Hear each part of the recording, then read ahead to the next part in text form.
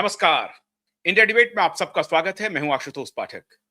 मित्रों, हमने कोई जल्दबाजी नहीं की। एक ऐसी खबर आ रही थी जिस पर आपने सोशल मीडिया पे बहुत सारी स्टोरी देखी होगी और पॉलिटिकल गैलरी में ये बड़ी चर्चा बनी रही। लेकिन हमने कोई जल्दबाजी नहीं की। हमने अपने सूत्रों के हवाले से इस खबर की पुष्टि करने की कोशिश की और जब हम एक प्रकार से मुतमईन हो गए, हम ये कंफर्म हो गए कि इतनी गहरी साजिश थी, इतनी बड़ी योजना थी, जो भारत के इतिहास में आज तक किसी ने कल्पना नहीं की होगी, इस तरह की घटना को अंजाम देने की पूरी प्लानिंग, फुल प्रूफ प्लानिंग बन गई थी। और ये लोग इस हद तक जा सकते हैं, मकर द्वार पर खड़े होकर के टी-शर्ट में या बंद बाजू में आप अपने साथी सांसद को, जो आपकी पार्टी में रहे, आपने उन्हें बहुत कुछ दिया और आपकी पार्टी में होने के बाद जब आपको वो छोड़ा, दूसरी पार्टी में गए, वो मिनिस्टर हैं, उनको आप कहते हैं hello my dear friend, traitor dear friend. तो आप कुछ भी कर सकते हैं, किसी हद तक जा सकते हैं। मित्रों, ये बात किसी अन्य ने नहीं, स्वयं इस देश के लोकसभा स्पीकर, लोकसभा अध्यक्ष ने on the floor of the house इस घटना का संज्ञान लिया, इसकी प्लानिंग का संज्ञान लिया और कहा कि श्रीमान, आप आज सदन नहीं आइए और आप राष्ट्रपति के अभिभाषण पर जो आप प्रतिक्रिया देना चाहते हैं, जो उत्तर देना चाहते हैं, वो लोकसभा में आज मत दीजिए। राष्ट्रपति के अभिभाषण पर प्रधानमंत्री की प्रतिक्रिया शेड्यूल थी शाम को, लेकिन लोकसभा अध्यक्ष ने प्रधानमंत्री को यह संदेश पहुंचवाया कि आप आज लोकसभा में अपना जवाब न दें। नतीजा यह हुआ कि प्रधानमंत्री को अपना जवाब राज्यसभा में देना पड़ा। राज्यसभा में जाकर के उन्होंने दिया, लेकिन लोकसभा में वो नहीं दे सके। और इसका संज्ञान किसने लिया? स्वयं लोकसभा अध्यक्ष ने लिया। कहां कहा लोकसभा अध्यक्ष ने? On the floor of the house कहा, सदन में कहा, घोषणा करते हुए कहा कि हमें एक ऐसी सूचना मिली थी जिस सूचना में इस बात का इशारा था कि प्रधानमंत्री के साथ सदन के अंदर कोई अप्रिय घटना हो सकती है, इसीलिए हमने उन्हें कहा कि आज आप सदन में जवाब मत दीजिए, आप कल दीजिए, परसों दीजिए, लेकिन आज की जो प्लानिंग है उसको हमें फेल करना पड़ेगा।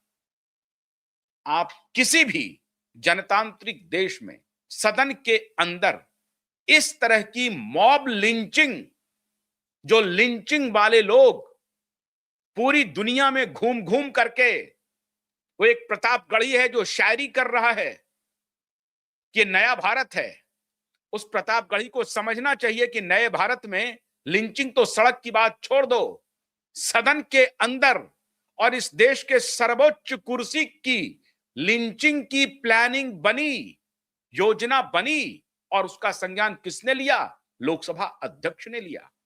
मित्रों, मैं बात कर रहा हूं प्रधानमंत्री नरेंद्र मोदी की, और प्रधानमंत्री नरेंद्र मोदी की लिंचिंग की योजना बनी थी, जिसे आप कहें कि हमले की योजना बनी थी। और यह खबर लोकसभा स्पीकर तक पुख्ता सूत्रों से हाथ लगी। लिंचिंग की योजना यह थी कि अपोजिशन की महिला सांसद, अब मुझे नहीं मालूम कि महिला सांसद थी या पुरुष सांसद थे, लेकिन योजना यह थी कि फर्स्ट लेयर में महिला सांसद एडवांस करेंगी प्रधानमंत्री की कुर्सी तक और फिर वहां वो पहुंचेगी, नारेबाजी करेगी और फिर उनको कवर दिया जाएगा पुरुष सांसदों से। और अगर उनको एडवांस हो करके इस तरह से उनकी लिंचिंग होगी, इस तरह से उनकी घेराबंदी होगी कि प्रधानमंत्री अपने को असहज पाएंगे। और ये बात स्वयं लोकसभा अध्यक्ष ने कहा कि अप्रिय घटना घट सकती है।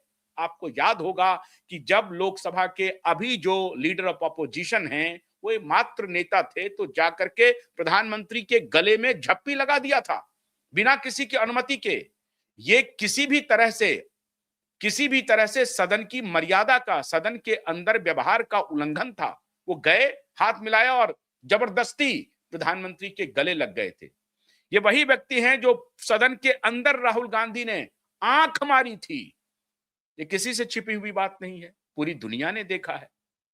तो योजना ये थी कि महिला सांसद प्रधानमंत्री की कुर्सी तक एडवांस होंगे और प्रधानमंत्री को इस तरह से वहां उनके मुंह पे जाके, उनके शरीर के नजदीक जाकर के इस तरह का बर्ताव करेंगे कि ताकि प्रधानमंत्री अपने को रोकने के लिए कुछ करें और फिर वो वीडियो वायरल किया जाए बाहर में। यह भी योजना थी कि कुछ लोग तो कह रहे हैं पावर गैलरी में कि कोई महिला सांसद तो ये भी कह रही थी, अब मुझे नहीं मालूम अब कह रही थी, सही कह रही थी, इसकी मैं पुख्ता जानकारी मेरे पास नहीं है, लेकिन पावर गैलरी में चर्चा है कि महिला सांसद मैन हैंडलिंग भी कर सकती थी और उसकी आड़ में पुरुष सांसद मैन हैंडलिंग कर सकते थे सदन के अंदर प्रधानमंत्री के साथ। सदन में कुर्सी फेंकने का, माइक तोड़ने का, माइक फेंकने का आपने बहुत सारे दृष्टांत देखे होंगे, लेकिन ये कि देश के सर्वोच्च पद पर बैठा व्यक्ति, उसके खिलाफ लिंचिंग की पूरी योजना बनाई जाए और उसमें महिला सांसदों को हथियार के रूप में इस्तेमाल किया जाए। आप सोच लीजिए कि हमारा जनतंत्र किस दिशा में जा रहा है। इतनी गंदी अगर प्लानिंग थी, और ये प्लानिंग लीक कैसे हुई, लोकसभा सदस्य तक कैसे पहुंची? कहा जा रहा है कि बहुत सारे पत्रकार जो संसद को कवर करते हैं, उनके प्रेजेंस में ये सारी बातें हो रही थी। अब वो पत्रकार कौन हैं या किसने लोकसभा अध्यक्ष को ये जानकारी दी, जिसके बाद लोकसभा अध्यक्ष को फ्लोर पे आकर के ये घोषणा करनी पड़ी कि हमने प्रधानमंत्री को संदेशा पहुंचाया है कि वो जवाब न दें क्योंकि उनके साथ अप्रिय घटना घट सकती है।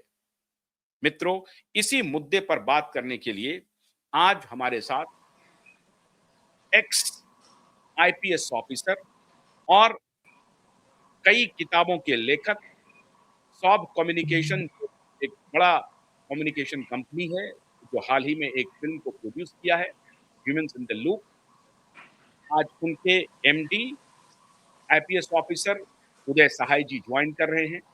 एक तो ये बात करेंगे कि इस घटना को पुलिस की निगाह से या सिक्योरिटी के निगाह से, ऐसे जगह पर जहां पर कि पुलिस बल नहीं होते हैं, जो उनका मार्शल होता है वही देखता है, उस निगाह से उनकी क्या प्रतिक्रिया है और इसके पीछे जो बड़ी प्लानिंग है सदन के बाहर।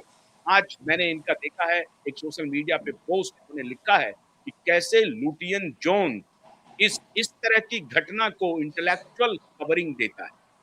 तो इस सारे मुद्दे पर बात करेंगे। तो उदय जी, पहली तो जब आपको ये जो प्लानिंग सुनाई पड़ रही है, इस पे पहली प्रतिक्रिया देश जानना चाहता है। ये विस्तार से आपसे सुन के आशुतोष मैं तो स्तब्ध हूँ और शॉक्ड, क्योंकि पार्लियामेंट के अंदर इस तरह की कॉन्स्पिरेसी पहली बार सामने आ रही है।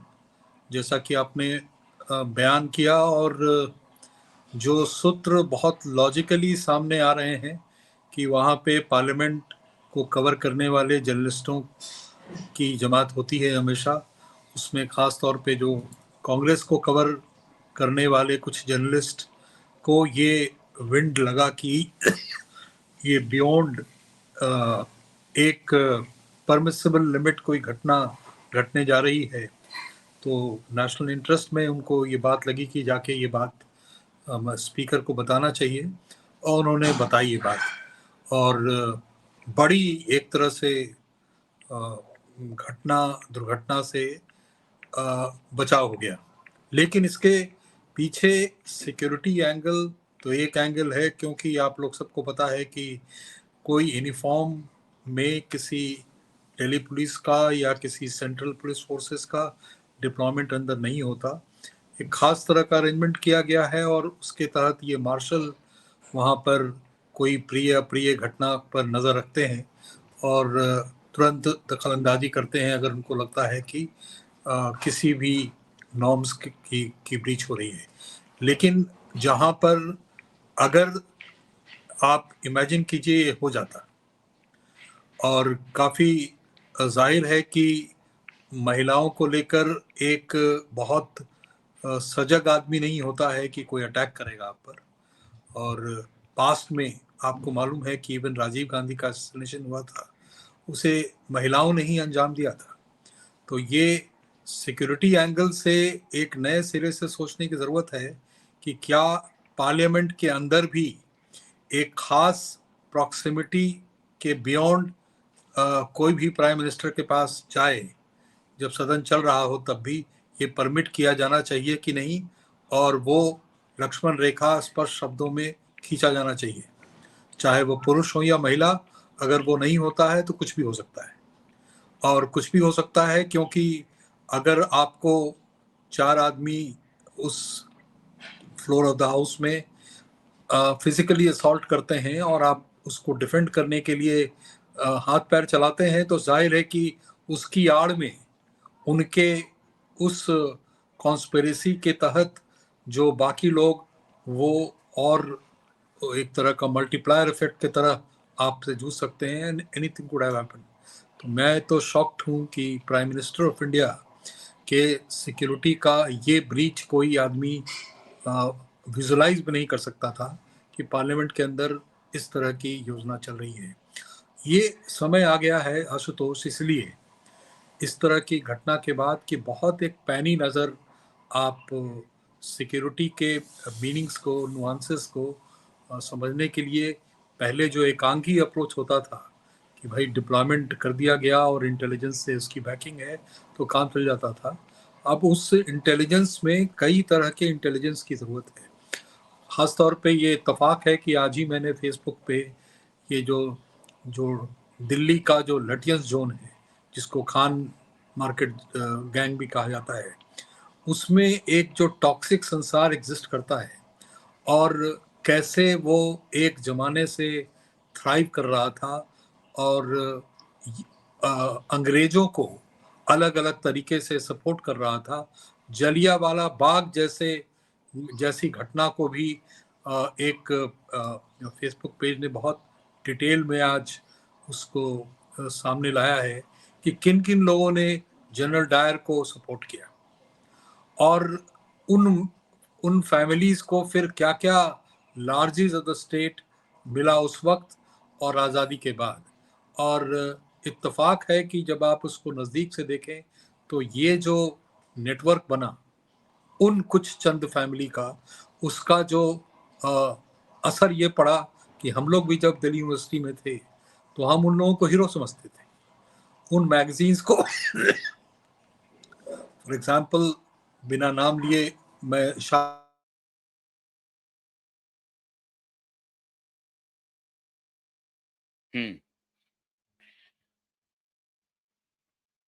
लगता है उदय जी का संपर्क टूटा है, वो आ जाएंगे। इंपॉर्टेंट बात मित्रों ये है, उदय जी बहुत गंभीर बात की तरफ इशारा कर रहे थे। अगर महिला सांसद प्रधानमंत्री के पास पहुंच जाती और प्रधानमंत्री के बहुत करीब होकर के नारेबाजी करती और प्रधानमंत्री अगर एकदम से अपने हाथ, दोनों हाथ को मोड़ करके चुप्पी साधे रहते और सिचुएशन को भांप जाते, चुपचाप रहते, तब तो कोई बात नहीं थी। लेकिन अगर प्रधानमंत्री के साथ मैन हैंडलिंग की कोशिश होती और प्रधानमंत्री खुद को बचाने के लिए अपने अपने शरीर का भी इस्तेमाल करते, उस केस में कॉन्स्पिरेसी ये बाहर में चली जा रही है कि उस केस में उस वीडियो को कोई ना कोई वहां पे, इसका वीडियो तो लाइव टेलीकास्ट होता है पार्लियामेंट का, और जब प्रधानमंत्री बोलने वाले होते हैं तो वैसी परिस्थिति में उस वीडियो को out of box, out of proportion, उस वीडियो को पूरी तरह से उसको फैलाया जाता। उसको फैलाने की उनकी योजना थी कि कैसे उसको, आप ले लें अगर आज ज्वाइन कर लिए हैं तो, कैसे उसको ये फिर प्रचारित किया जाए कि देखिए नरेंद्र मोदी का महिलाओं के साथ क्या रवैया है, और सदन में महिलाएं गई थी उनसे पूछने के लिए, और ये देखिए प्रधानमंत्री किस प्रकार का व्यवहार कर रहे हैं। इस तरह से ब्रांडिंग की प्लानिंग थी। और उसमें अगर प्रधानमंत्री की बंडी पकड़ लेते, कुर्ता पकड़ लेते या उसको फाड़ देते, और फिर उस परिस्थिति में प्रधानमंत्री क्या करते, तो आप याद कीजिए पटना में जब प्रधानमंत्री का भाषण हो रहा था, पटना के गांधी मैदान में, सीरियल ब्लास्ट हो रहे थे, सीरियल ब्लास्ट, लेकिन प्रधानमंत्री ने फिर भी भाषण नहीं रोका और उनको मालूम था कि अगर वो इस तरह कुछ भी वो बोलेंगे, वो शांति बनाए रखने की अपील करते रहे, क्योंकि वहां बहुत बड़ी कॉन्स्पिरेसी थी कि ये भगदड़ मचेगा और उसमें सैकड़ों लोगों की जान जाएगी, बॉम्ब ब्लास्ट होगा और इसी भगदड़ में जो है ये काम हो जाएगा। तो असॉल्ट वहां पर करने की कोशिश की। पंजाब की यात्रा थी, पूरा रोड ब्लॉक हो गया था, आपको याद होगा। और अभी प्रधानमंत्री जब संघाई में थे तो दो दो बड़ी एजेंसियों को, रसिया की खुफिया एजेंसी और चाइना की खुफिया एजेंसी, दोनों को अलर्ट मिला था कि प्रधानमंत्री मोदी की जान खतरे में है। और इसकी पूरी रूपरेखा सीआईए की तरफ से आई थी, जिसके एक एजेंट बांग्लादेश में मृत पाए गए। और जब प्रधानमंत्री संघाई से लौट के आए तो एक कार्यक्रम में लोग ताली बजा रहे थे, तो उन्होंने कहा कि आप चाइना जाने पर ताली बजा रहे हैं या चाइना से सुरक्षित लौट आने पर ताली बजा रहे हैं। और वो एक प्रकार से प्रधानमंत्री ने खुद इंडोर्स किया। हालांकि वो बात खुफिया एजेंसी की जो बातें थी वो पब्लिक डोमेन में उस तरह से नहीं आई, लेकिन आपको याद होगा कि क्यूबाइट नेटवर्क पहला नेटवर्क था जिसने ये कहा था कि प्रधानमंत्री की जान संघाई में खतरे में थी। और ये अच्छी बात रही कि चाइना और रसिया दोनों की खुफिया एजेंसी ने भारतीय खुफिया एजेंसी के साथ मिल करके इस अप्रिय घटना को नहीं होने दिया। और पुतिन की इसमें तारीफ करनी चाहिए कि पुतिन 15 मिनट तक होटल में, जो उनका प्रोटोकॉल नहीं था, पुतिन के साथ उस गाड़ी में मोदी जी को बैठना नहीं था, लेकिन प्रोटोकॉल तोड़ करके पुतिन इंतजार करते रहे कि मोदी आएंगे और वो फिर अपनी गाड़ी में लेकर के गए। और वहीं से ये मामला निकला था कि ऐसा क्यों हुआ कि दोनों को दो गाड़ियों में जाना था। ये स्टेट अध्यक्ष जब जाते हैं, राष्ट्रीय अध्यक्ष जब कहीं जाते हैं, तो उनका second to second, minute to minute का पूरा आइटनरी रहता है। वो मेरे ख्याल से उदय जी उसके ऊपर विशेष प्रकाश डालेंगे। लेकिन अब वहां सब जब बात नहीं बन रही है तो सदन के अंदर इस तरह की प्लानिंग हो रही है। उदय जी आप आ गए, अपनी बात को आगे बढ़ाएं। जी हाँ, तो मैं मतलब आपकी बात सुन के आशुतोष, मन होता है कि और उसके गहराई में आपकी बात सुनूं, और लेकिन मैं उसको सप्लीमेंट ये कर रहा हूँ कि समय आ गया है कि हम अपनी पूरी सोच को, सिक्योरिटी इश्यूज को लेकर जो सोच है हमारी, उसको एक नए सिरे से रीलुक करें। और जो आपने सुंदर हवाला दिया वो बहुत क्लासिक एग्जाम्पल है, कहीं उसकी चर्चा विस्तार से हुई नहीं, जो पटना वाला सीरियल बॉम्ब ब्लास्ट था। मुझे याद है कि जो एडवांस लियाजनिंग होता है पीएम के किसी विजिट पे, उसके एक इम्पॉर्टेंट इंचार्ज ऑफिसर जो हमारे मित्र थे गुजरात काडर के, वो उस वक्त पटना में इसी के लिए गए थे। और बाद में उन्होंने कॉन्फिडेंशियली शेयर किया कि लोकल लेवल पे बिल्कुल ही सपोर्ट उस एडवांस लियाजनिंग के जो स्टेप्स होते हैं लेने में उनको नहीं मिला। और जो उस दिन हुआ वो आपके लिए, हम सब के लिए एक इतिहास था। पूरा गांधी मैदान के चारों तरफ कहा जाता है कि बॉम्ब्स प्लांटेड थे। उसमें से जब फटाके, शुरू में तो लोगों को लगा कि फटाके फट रहे हैं, बट ये इंटेलिजेंस की सूचना के कारण फिर भी हमारे प्रधानमंत्री वहाँ पे डटे रहे, अपनी बात उन्होंने ख़त्म की और ख़त्म करते ही वहाँ से उनको फ्रिस्क करके निकाला गया। तो ये घटनाएं हमारी आँख खोल देने वाली घटनाएं हैं। पार्लियामेंट में सिमिलरली उस दिन जो हुआ, कई उसमें ये घेराबंदी कर कर कुछ भी कर सकते थे, इसमें कोई आप शक नहीं है। और वो मलाइन इंटरनेशनली, नेशनली के अलावा फिजिकली भी मेजर वो डैमेज कॉज हो सकता था। लेकिन इसमें समझने की ज़रूरत है कि ये तंत्र जो हमें दिख रहा है वो तो एक पार्ट है, तंत्र के पीछे तंत्र क्या है, तंत्र के पीछे का तंत्र क्या है, और उसको बहुत ही होलिस्टिकली देखने की ज़रूरत है। हम सुनते रहते हैं खान मार्केट गैंग या लिटियंस गैंग जैसे शब्द, लेकिन उसको विस्तार से खोलने की ज़रूरत है जनता के सामने कि ये तंत्र है क्या, कौन लोग इसके हिस्सा हैं, उनका विजन क्या है, उनका मिशन क्या है, उनका ऑब्जेक्टिव क्या है, क्या लेकर क्या वो इनोसेंटली ये सब करते हैं किसी आइडियोलॉजी के तहत, या एक कॉन्स्पिरेसी होता है। और एक उसको अगर आप जैसे उनके सामने इन चीज़ों की चर्चा, मेरे मित्र हैं जेएनयू में या ब्यूरोक्रेसी में भी, उनसे मैं जब बात करता हूँ तो वो कहेंगे अरे यार ये सब तो डूम्सडे थियरी है। डूम्सडे थ्योरी है कि मतलब कुछ लोगों की वो सोचते हैं कि पूरी दुनिया ही कॉन्स्पिरेसी कर रही है। ये उस तरह के लोगों की मानसिकता है, लेकिन जो उसका अभी प्रत्यक्ष बहुत सारे लोग उदय जी ये कह रहे थे, अरे महिला सांसद वहां जाएंगी वो क्या करती। अब फर्ज कीजिए महिला सांसद, अरे महिला महिला क्रूर होती हैं ये बताने की जरूरत नहीं है। महिलाएं बहुत बहुत बहुत बहुत बहुत क्रूर भी होती है। अपने 6 साल के बेटे की हत्या करके ब्रीफकेस में महिला जा सकती है। तो अब ये जी महिला के नाम पर किसी को इस तरह से नहीं आप क्लीन चिट दे सकते हैं। मान लीजिए कि कोई सांसद जाती और एक मुक्का जोर से उनके नाक पर मार देती, फिर क्या होता? ये हो सकता है एग्जैक्टली ना। एग्जैक्टली तो सांसद के अंदर जो हुआ उसके जो बाहर के लेयर्स हैं उसको हम्म, समझना आज बहुत ज़रूरी हो गया है। कौन हम्म, लोग हैं जो क्लियरली आइडेंटिफाई करके, और नेमिंग एंड शेमिंग का स्टेज आ गया है। हम हम्म, शालीनतावश कई चीज़ों को लिपापोती कर कर, उनके लिए एक मर्यादा है, प्रधानमंत्री इन चीज़ों को भले ही सामने न रख सकें, लेकिन जो नेशनल सिक्योरिटी जैसे मुद्दों के प्रति सेंसिटिव लोग हैं, उनको ये बात लेयर बाय लेयर कई लोग सामने लाने लगे हैं। मतलब मैं कोई ऐसा नहीं है कि पहली बार ये चीज़ ला रहा हूँ। हम्म, कई लोग को जी, मैं देखता हूँ थैंक्स टू सोशल मीडिया कि एक तरफ वो हम्म, टॉक्सिक फोर्सेज हैं जो लगी रहती हैं किसी तरह से मलाइन करने में, अटैक करने में, लेकिन काउंटर फोर्सेज भी, और सोशल मीडिया का बहुत बड़ा योगदान है ट्रेडिशनल मीडिया की तरफ। ट्रेडिशनल मीडिया तो एक कंजर्वेटिव मीडिया है, और जैसे क्यूआई नेटवर्क जैसी मीडिया आपको कम मिलेगी जो दूध को दूध और पानी को पानी कहने की हिम्मत रखे, और हिम्मत ही ना रखे, वन ऑफ स्टोरी ना करे, उसको कैंपेन की तरह किसी मुद्दे को लेके आगे बढ़े, ये अमूमन देखने को नहीं मिलता है।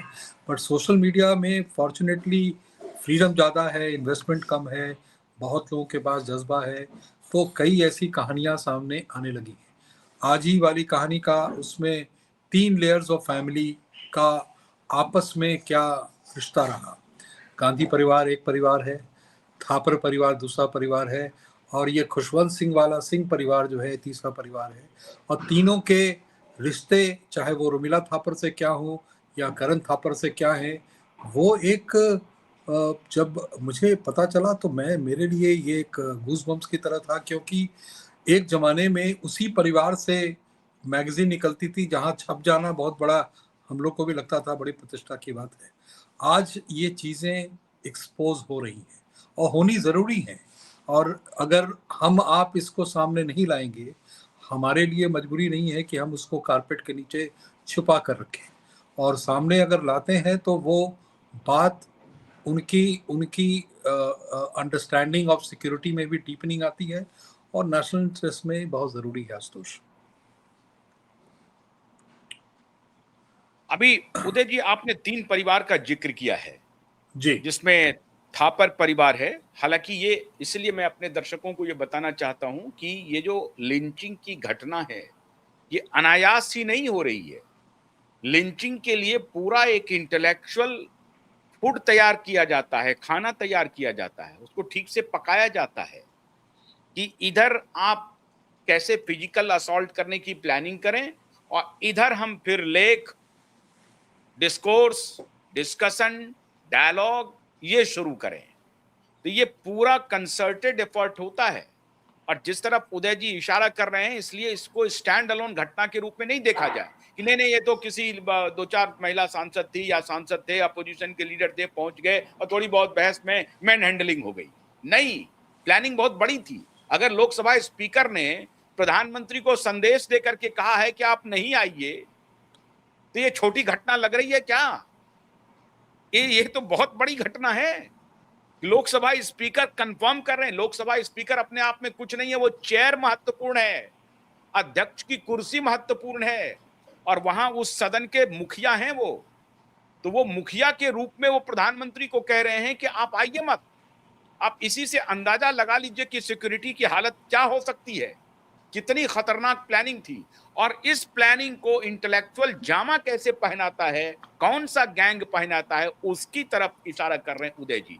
तो इस जो तीनों परिवार के बारे में आपने कहा कि जनरल डायर को भी समर्थन किया था इस थापर के वंशज ने, और आज वो किस तरह से इंटेलेक्चुअल पूरी थाती को अपने कब्जे में किया हुआ है, उनके साथ गांधी परिवार के क्या रिश्ते हैं, और ये जो सुजान सिंह पार्क आप देख रहे हैं, खुशवंत सिंह के पिताजी, उनकी क्या भूमिका थी। खुशवंत सिंह तो अटैची थे, प्रेस अटैची थे नेहरू के इंग्लैंड में, और कहा जाता है कि खुशवंत सिंह यही पता करते रहते थे कि नेहरू कहां कहां मूव करते हैं, एडविना के साथ कब मिलते हैं, कहां मिलते हैं, इसकी खबर को प्रेस में नहीं आए, इसका काम करते थे खुशवंत सिंह।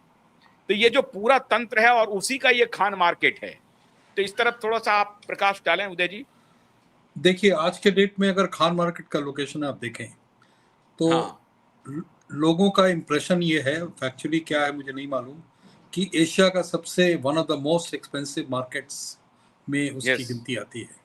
और यस, दूसरा साथ के साथ इंप्रेशन ये है कि इसका जो कैचमेंट एरिया है कस्टमर का, ये डिप्लोमेटिक एरिया है, ब्यूरोक्रेट्स के रहने का एरिया है, और कुछ पुराने जो रईस हैं सुजान सिंह पार्क किस्म के जैसे, उनका एरिया है। और ये और तीनों सांसदों के का है, सांसदों सांसदों का तो मंत्रियों। सांसदों का तो है ही। और इसकी जो पूरी की पूरी जो ब्लैक इकोनॉमी का वहाँ पे कंजम्पशन है, इसीलिए आप हम्म, प्राइस ए पे बेचें या बी पे बेचें या बहुत एक्सपेंसिव रेस्टोरेंट में चार्ज करें, ये किसी को फर्क नहीं पड़ता। हम आप वहाँ पे जाने से कतराते हैं क्योंकि चीज़ें महंगी हैं। 2 पैसे बचाने हम्म, के लिए हम कहीं और किसी बगल के सरोजनी नगर मार्केट जाना पसंद करेंगे। तो एक उसका जो इकोनॉमिक्स उस मार्केट का देखेंगे कि उसके पैटर्न्स कौन हैं।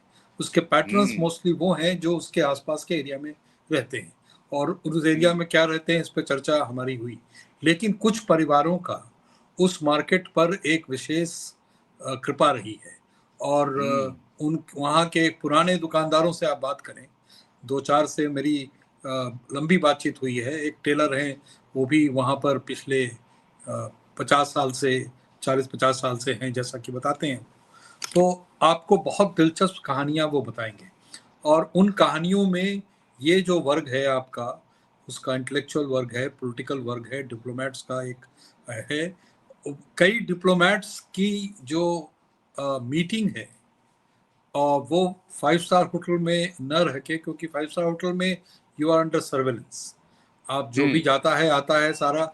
यहाँ के रेस्टोरेंट में वो एक एनोनिमिटी है, बुक स्टोर है, रेस्टोरेंट है, और उसमें इस तरह की गुपचुप की जो मीटिंग होती है उसके लिए बहुत एक माकूल माहौल है। कॉन्स्पिरेटोरियल किस्म की जो मीटिंग्स होती हैं, और बाहर से लगेगा कि भाई कोई आया है खान मार्केट में मार्केटिंग करने के लिए। तो वो जो गैंग का नाम दिया गया है, उस गैंग के गहराई में जाएं कि ये गैंग है क्या, कैसे वो दिल्ली की राजनीति को शेप करता रहा है, कैसे बेनिफिटेड होता रहा है। कुछ परिवारों का जो मैंने आपको जिक्र किया, उनके आपस में क्या संबंध रहे हैं, मैट्रिमोनियल रिश्ता क्या रहा है, और प्रॉक्सिमिटी का रिश्ता क्या रहा है, इसका अंदाजा आपको लगने लगेगा। और ये चीज़ अनफॉर्चुनेटली पहले देश के अंदर का एक जयचंदों का क्लास था, दूसरा क्लास वो था जो आप पर रूल कर रहा था, फिरंगियों का। आज वो एक इंटरनेशनल ढंग का वो नेटवर्क है, और लगातार आपको अपने पर बचाव करना है। आपको खुद पता नहीं है कि आपका नेक्स्ट डोर नेबर दुश्मन है, या आपका दुश्मन यहाँ से दूसरे शहर में है, या इंटरनेशनली लंदन में है, पेरिस में है। तो सिक्योरिटी कंसर्न्स के एंगल से मैं स्ट्रिक्टली जब देखता हूँ, तो वो समय आ गया है कि बहुत चौकन्ना रहने का। और नहीं तो कहीं ना कहीं हम लोग अचानक किसी दिन एक बड़ी दुर्घटना का शिकार हो सकते हैं, जो देश हित में बहुत बड़ी दुर्घटना होगी। मतलब आप ये कह रहे हैं उदय जी कि अ, वो जो खान मार्केट है पूरा इलाका, उस पर जो तथाकथित परिवारों का कब्जा है, उनका पैट्रोनेज है, वही ये पूरी प्लानिंग कर रहा है देश में, और इसका इतिहास आजादी के पहले से जुड़ा हुआ है। बल्कि जी हाँ। जालियांवाला बाग तक जाता है, 1919 तक जाता है, जालियांवाला बाग कांड तक जाता है। वो एग्जैक्टली। दीवानचंद थापर जो हैं जिसका आप जिक्र कर रहे हैं, ये जी हाँ उन्हीं की जी। फैमिली का लीनियज है, ये थापर साहब भी। और यही फिर वो जाकर के जनरल भी बने थे, थल सेना अध्यक्ष भी थे जी 62 के वॉर में, और जी। हराया भी था उन्होंने। तो और ये उनके सब पूरी लड़के भी आज कहानी है। बड़े और जर्नलिस्ट हैं, और उनकी हाँ, लड़की भी आज की सबसे बड़ी डिफेंडर ऑफ फेथ है, जिसकी जिसके हाँ, जिसके बारे में एक लाइन कोई कह दे तो लगता है पूरा यूनिवर्सिटी उठ के आपको खंजर भोग देगा। आज भी वो यूनिवर्सिटी में जाती हैं, टॉक देती हैं, और जिस तरह से हुजूम के हजूम उनको सुनते हैं, और ये ऑर्डिनरी क्राउड नहीं है, ये क्राउड जाके लोगों को इन्फ्लुएंस करता है। वो यूनिवर्सिटी में टीचर बनता है, वो प्रोफेसर बनता है, और वो उस पर कोई लगाम नहीं है, कोई लगाम नहीं है, कोई रोक नहीं है, कोई टोक नहीं है, इसलिए कि हम डेमोक्रेसी हैं। तो डेमोक्रेसी का जो एक प्राइस है, बहुत पहले गुनार मेडल ने बनाना रिपब्लिक हमें जो कहा था और सॉफ्ट स्टेट कहा था, वो चरितार्थ आज बिल्कुल हो रहा है। और कहीं ना कहीं हम इसका एक ही उपाय है कि आप कारपेट हटाएं। कारपेट हटाने का काम सरकार डायरेक्ट भले ही ना कर सके, अपनी इंटेलिजेंस एजेंसीज करती हैं और बखूबी करती हैं। आज आज का जो धुरंधर फिल्म आपने देखा क्या हुआ। उस फिल्म में ही आपको एक अंदाजा हो गया क्लियर कट ढंग से कि एक जो नोट छापने की का जो फर्मा होता है, वही पाकिस्तान के पास था, वही हिंदुस्तान के पास था।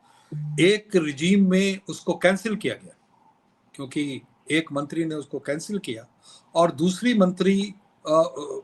राउंड में फिर पुराने वाले मंत्री साहब आ गए, फिर उनके ब्यूरोक्रेट आ गए और उन्होंने उसको रिवाइव किया, और रिवाइव करके फिर धड़ल्ले से वो पैसे छपे बाहर। अभी तो उसका जो धुरंधर 2 में वो मेजर फोकस है, आपको आने वाला है। वो फिल्म का प्रचार करना मेरा उद्देश्य नहीं है, लेकिन ये कहीं ना कहीं, जी हाँ, कहीं ना कहीं ये तोता मैंने कहानी नहीं है। दीज थिंग्स आर हैपनिंग, और ये रिकॉर्ड की बात है। हमें उनके बारे में पता भी नहीं है।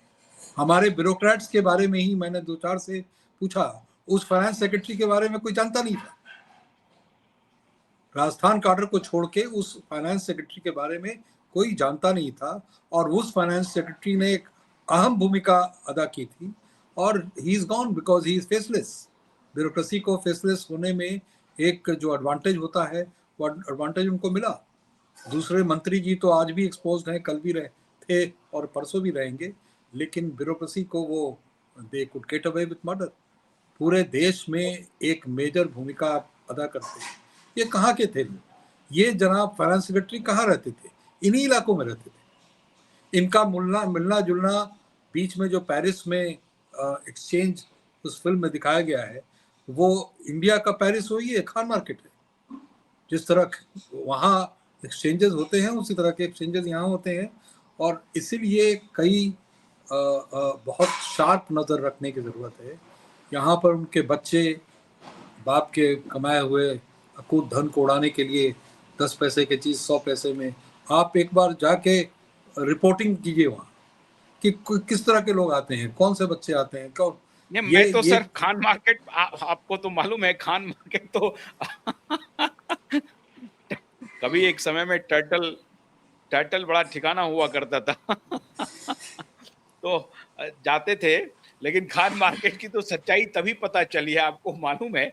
लेकिन आप जो इशारा कर रहे हैं उदय जी, इसका मतलब है कि ये जो मोदी के साथ बहुत गंभीर आप इशारा कर रहे हैं, और मुझे लगता है कि सिक्योरिटी एजेंसी को इस पर नजर रखनी चाहिए। मोदी के साथ सदन के अंदर लिंचिंग की जो प्लानिंग है, कहीं खान मार्केट में तो नहीं बनी? अब ये तो मैं नहीं कह सकता कि खान मार्केट में ही बनी हो, एग्जैक्ट नहीं कह सकते आप। नहीं, मेरे पास ऐसा कोई डेटा नहीं है, ना ही इंटेलिजेंस है कि मैं इररिस्पॉन्सिबल ढंग से बात कहती हूँ। लेकिन मैं इशारा इस चीज़ की तरफ जरूर कर रहा हूँ कि अब ब्लैक एंड वाइट ढंग से सिक्योरिटी देखने का जमाना हैज़ गॉन। हमको नए सिरे से इन इश्यूज़ के बारे में समझना चाहिए। कौन कौन सा ग्रुप वहाँ पे है, उनके दोस्त कौन हैं, उनके पैटर्न कौन हैं, उनसे सिंपैथाइजर कौन है, लोकल लिंकेजेस क्या हैं। जो भी लोग बड़े, वो चाहे सीनियर पोजीशन में ब्यूरोक्रेट भी होते हैं, तो एक नज़र रखी जाती है।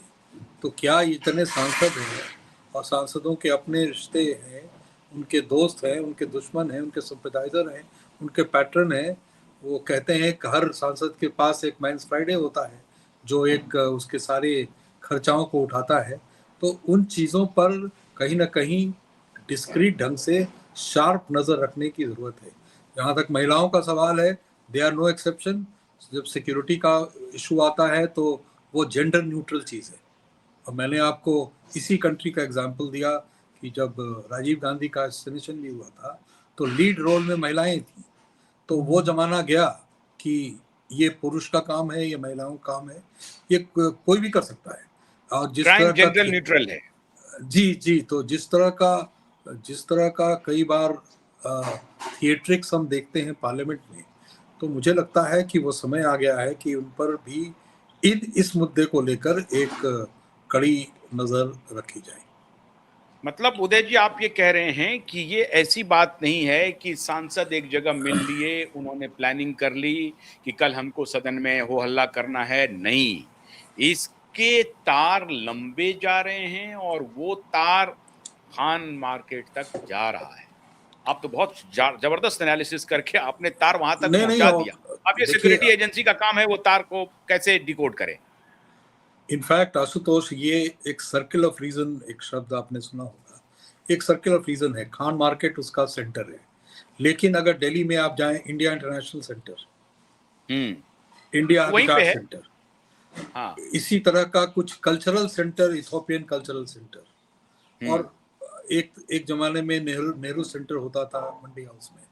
ये जगहें क्या है, किस तरह के लोग इकट्ठे होते हैं, क्यों वहां पर वो अफोर्डेबल एरिया में ना जाके, या 5 स्टार में वो अफोर्ड कर सकते हैं उसमें से अधिकतर लोग, वो वहां ना जाके इन जगहों में छुप कर क्यों आपस में मिलना जुलना करते हैं।